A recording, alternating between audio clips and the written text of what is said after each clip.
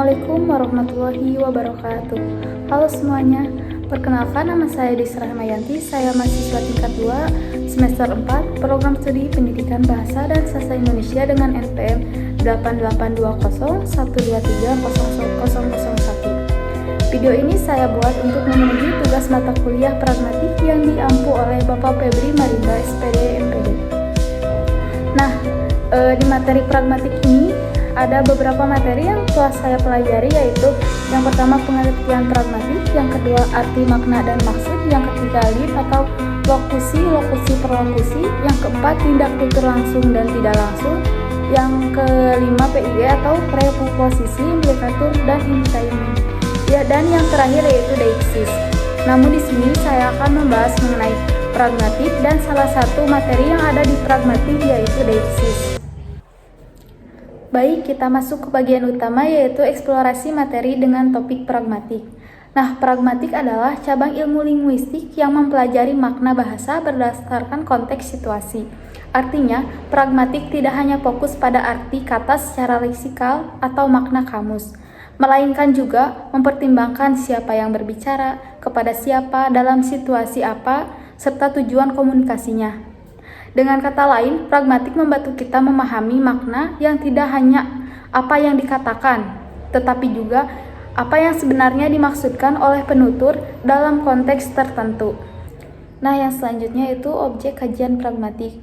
Objek kajian pragmatik ini mencakup beberapa aspek penting. Yang pertama, penutur dan lawan tutur, yaitu siapa yang berbicara dan kepada siapa dia berbicara. Yang kedua, konteks situasi seperti waktu, tempat, hubungan sosial, serta tujuan dari komunikasi itu sendiri. Yang ketiga, makna implisit, yaitu makna yang tersembunyi di balik tuturan yang diucapkan secara eksplisit. Dan yang keempat, fungsi bahasa dalam interaksi. Misalnya, memberi perintah, menyindir, meminta, menyapa, atau mengajak.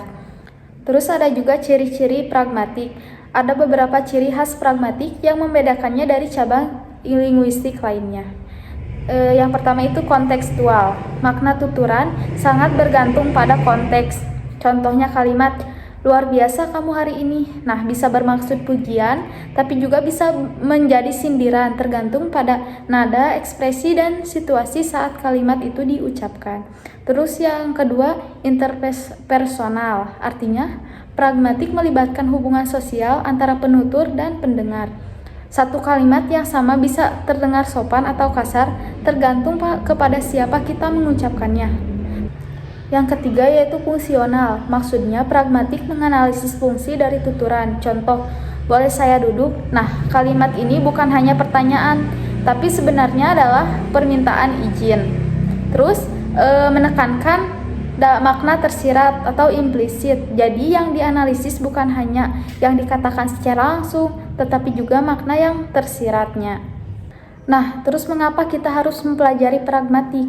Pragmatik itu sangat penting dipelajari karena dalam kehidupan sehari-hari kita tidak selalu berbicara secara langsung. Bahkan banyak pesan yang disampaikan secara implisit menggunakan sindiran, sopan santun, atau bahkan humor yang tersembunyi. Sebagai contoh, seorang guru berkata, panas sekali ya kelas ini. Kalau kita memahami pragmatik, kita tahu bahwa maksud sebenarnya adalah tolong nyalakan kipas angin. Tapi tanpa pemahaman pragmatik, kita mungkin hanya mengangguk atau menjawab, iya Pak. Nah, terus apa sih manfaat kita mempelajari pragmatik? Nah, dengan kita mempelajari pragmatik, kita bisa memahami maksud sesungguhnya dari lawan bicara, terutama dalam komunikasi tidak langsung. Terus, kita bisa berbicara dengan lebih sopan dan sesuai dengan norma sosial, menghindari kesalahpahaman dan konflik karena perbedaan penafsiran, menjadi komunikator yang efektif baik dalam lisan maupun tulisan, dan yang paling penting, kita bisa menerapkannya dalam bidang lain seperti analisis wacana, karya sastra, komunikasi antar budaya, hingga pembelajaran bahasa kedua. Nah, jadi intinya pragmatik adalah inti dari komunikasi manusia.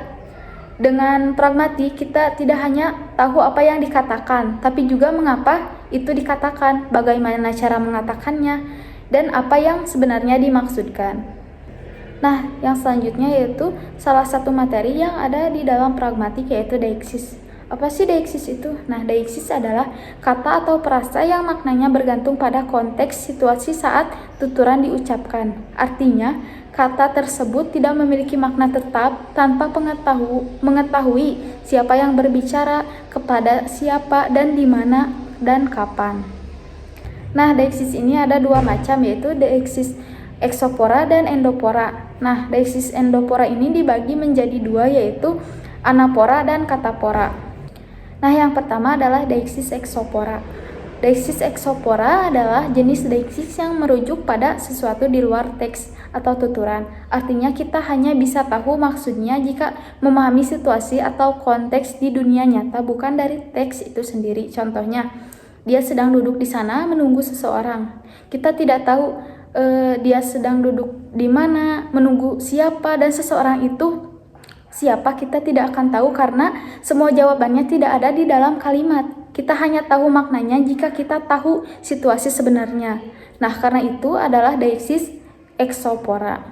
Nah, contoh yang kedua adalah si A berkata, "Mana bukunya?" Terus si B menjawab, "Itu di atas meja."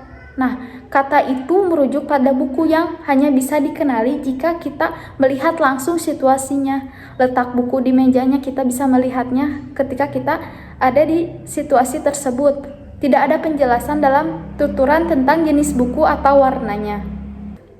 Nah, yang kedua adalah deiksis endopora. Deiksis endopora adalah deiksis yang merujuk pada elemen lain yang berada di dalam teks atau wacana. Jadi kita bisa memahami maknanya cukup dengan membaca teks atau wacana tanpa harus melihat dunia nyata. Nah, deiksis endopora ini dibagi menjadi dua, yaitu yang pertama, deiksis anapora. Anapora adalah deiksis yang merujuk ke kata atau frasa yang disebutkan sebelumnya dalam teks atau wacana. Contohnya seperti, Rudy membeli sepeda baru, ia sangat menyukainya. Nah, kata ia ini merujuk kepada Budi yang pertama kali disebutkannya. Rudy disebutkan lebih dulu, lalu kata ia itu mengacu kepadanya atau kepada Budi yang awal disebutkan. Inilah anapora rujukan mundur ke belakang. Nah, deiksis endopora yang kedua adalah katapora. Katapora adalah deiksis yang merujuk ke kata atau frasa yang baru akan disebutkan kemudian dalam teks atau wacana. Contohnya, mereka sangat kompak. Dina dan Sinta selalu belajar bersama. Nah, di sini tuh ada kata mereka. Kata mereka ini merujuk kepada Dina dan Sinta. Dina dan Sinta ini baru saja disebutkan setelahnya.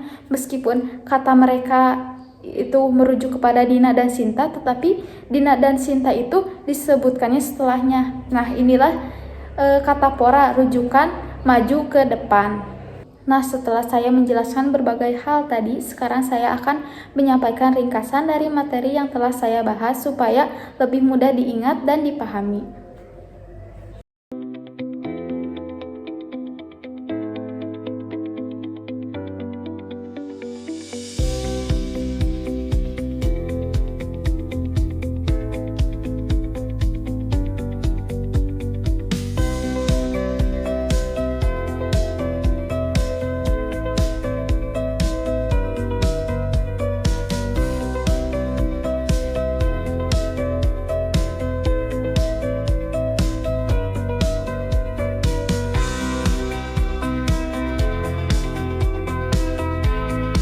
Nah, sebagai kesimpulan, deiksis adalah bagian penting dari pragmatik yang membantu kita memahami makna kata atau kalimat berdasarkan konteks pembicaraan.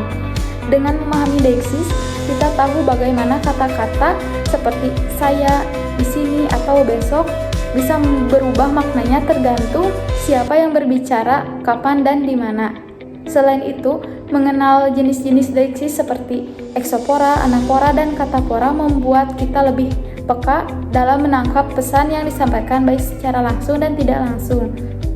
Jadi mempelajari deiksis sangat berguna untuk memperjelas komunikasi dan menghindari salah paham dalam percakapan sehari-hari.